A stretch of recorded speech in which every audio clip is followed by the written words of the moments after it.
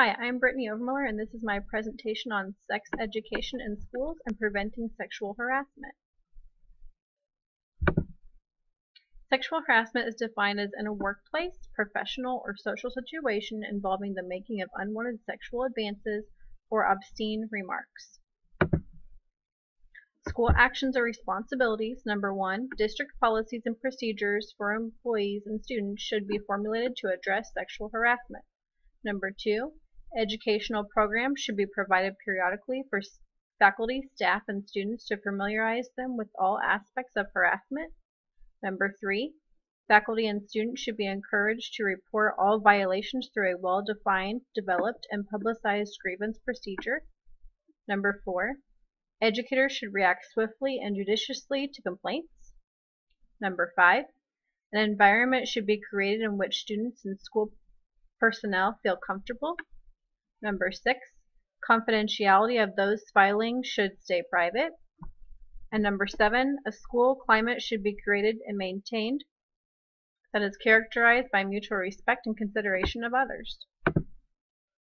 When is too young to talk about sex education?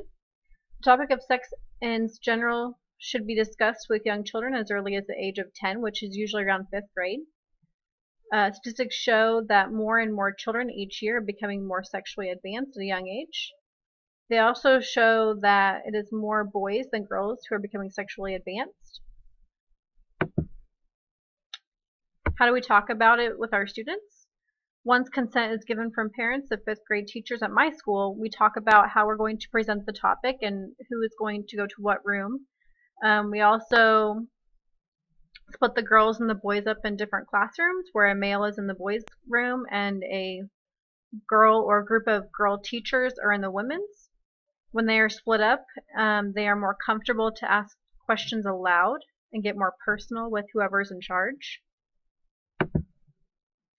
The pros of sex education at school: having the boys and girls separated to ask questions about their bodies. They are more apt to ask questions rather than having them all together where it's more uncomfortable.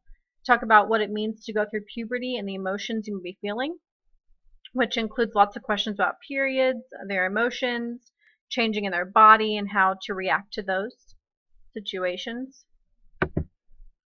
Cons of sex education in school: students may be uncomfortable and not want to ask questions regardless of whether they are split up or not from the boys or girls. Some think that students are too young to talk about this topic. A lot of teachers question whether it's too young at our school to talk about the subject, but I know that remarks that are made from students can tell if they've already learned things they shouldn't know at the age that they are. Also, teachers have to answer some difficult questions that are hard to explain or refer them to talk to an adult. We get lots of questions about how babies are made, or even the topic of 16 and pregnant on TV and how that works. And so I think that's more of a question that needs to be asked to an adult, such as their parent, but not necessarily a teacher. The influences on children: they get these from watching movies, television, music, internet. A lot of them have older siblings or other adults that don't show, or that show sexually advanced things. Research has long established that teens who watch movies or listen to music that glamorizes drinking, drug use, or violence, including some kind of sex, tends to engage in those behaviors as they get older themselves. Research also shows that not long after being exposed, teens are performing these acts soon after.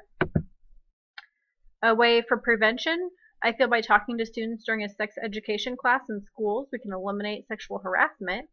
Sometimes I don't think students know what they are saying is sexual and just imitate what they are hearing around them, which also comes from lots of movies or some of the songs that you hear on the radio. Prevention continued: many students I've had in the past would say things and when asked had no idea what they were saying was even bad at all. Once explained, they realized what they were saying was negative and they shouldn't have been saying it in the first place.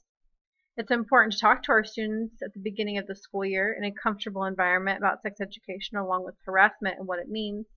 I've found out through the last few years that having sexual or sex education or some kind of talk about it at the beginning of the year is way better than have at the end of the year, because they're already experiencing these emotions and don't know how to control them or how to express what they're feeling. And here is my works cited page.